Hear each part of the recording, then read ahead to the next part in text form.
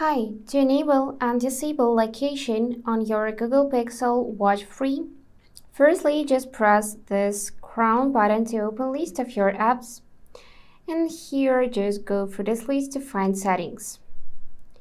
Now, in settings, we need to rotate this crown to go through this list and find location. So here you can actually enable or disable location. If you can see that switcher is yellow, then location is turned on. You can use Google Maps, for example. To turn off your location, tap on the switcher so it will become gray.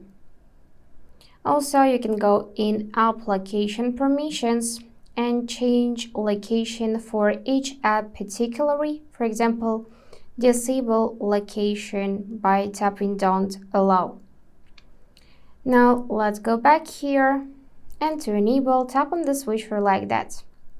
Then in advanced setting, you can go in location accuracy, and you can tap here to not improve location accuracy over Wi-Fi, or reverse, you can tap on the switcher to turn on improve location accuracy. And that's all for today.